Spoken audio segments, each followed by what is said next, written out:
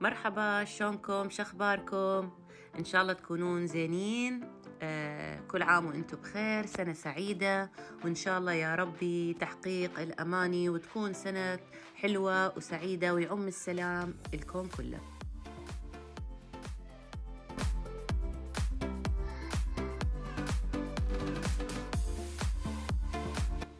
وهسه حاليا احنا متجهين الى مطار هيثرو، والشوارع فارغة والجو كان مو كلش بارد، وهذا كان شيء كلش مهم لانه طلعنا من وقت كلش. فكان الجو جميل صراحة. وهسه تابعوا ويانا الفيديو حتى نشوف ايش راح نسوي داخل المطار.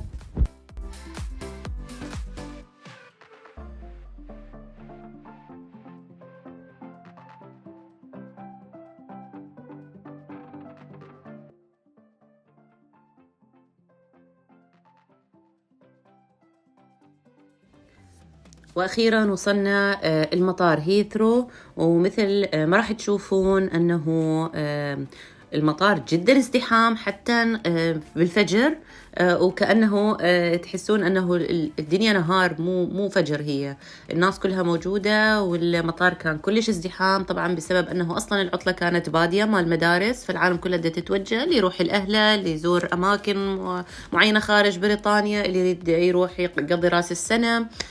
طبعا احنا كنا رايحين لأنه زوجي كان عنده شغلة هناك، فكان صارت السفرة كلش سريعة، وكان لازم نتجه بهذا الوقت تحديدا.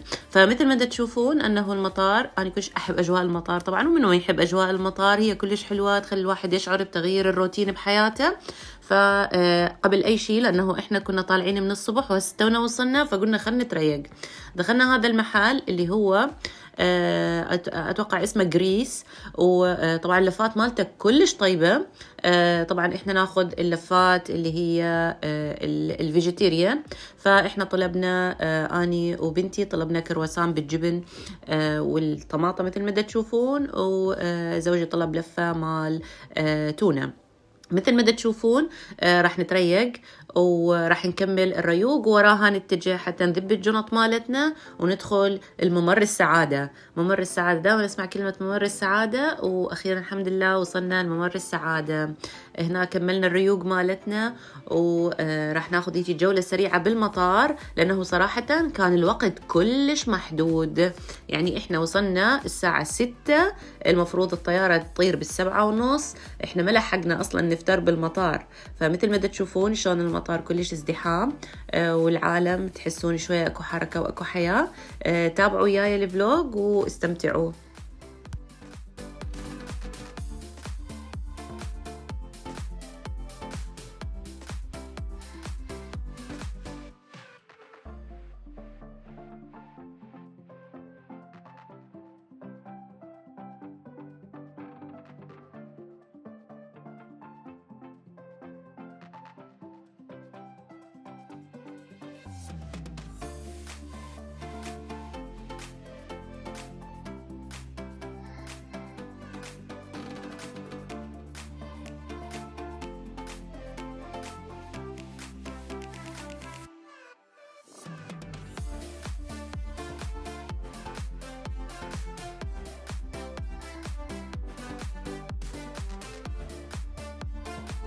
وهسه حاليا احنا متجهين الى الجيت مالتنا، لانه كان خلص حان الوقت ودا يقولون توجهوا الى الجيت.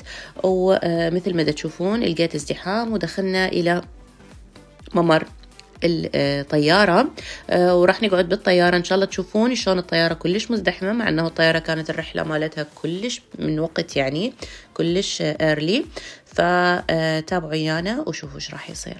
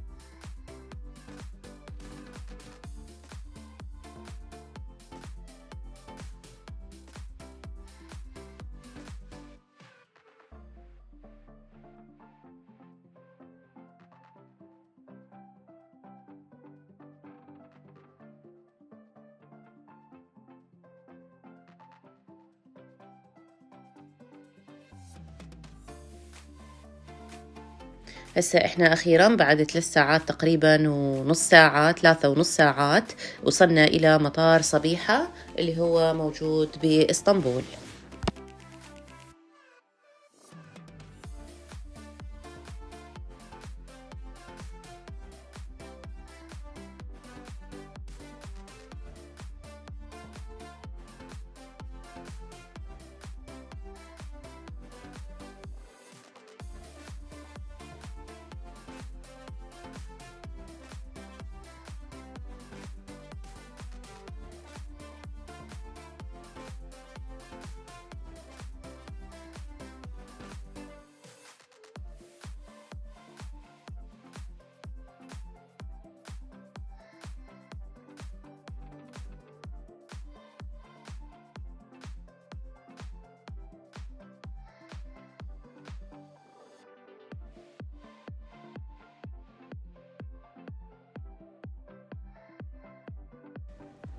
طبعا مطار صبيحة هو مطار رقم 2 في مدينة اسطنبول. اكو مطار اسطنبول الجديد، واكو مطار صبيحة. مطار صبيحة طبعا يبعد ما لا يقل عن 2 إلى 2.5 ساعات من مركز المدينة.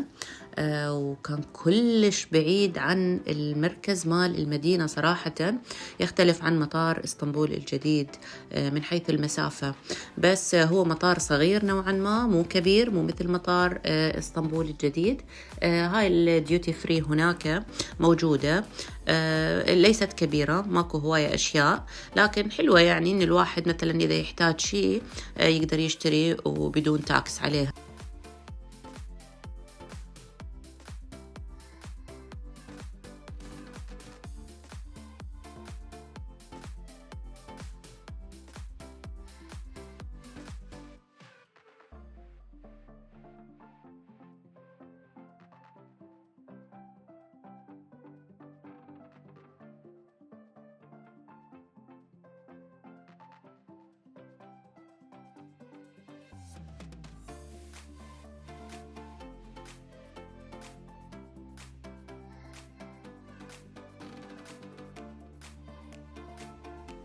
هنا احنا وصلنا للفندق، وكنا طبعا كلش تعبانين وكلش جوعانين، فقلنا نروح نتعشى صراحة لأنه كان الوقت متأخر، وكانت هاي أول وجبة إلنا باسطنبول. طلبنا برجر وطلبنا فرايز، وكانت وجبة طيبة يعني صراحة. مكانكم خالي ويانا، وبهيجي احنا نكون ختمنا سفرتنا من طلعنا من لندن متجهين إلى اسطنبول. أتمنى تكونوا حبيتوا هذا الفلوج الروتيني اليومي الحلو، وانتظروا هواي إن شاء الله فيديوهات جاية.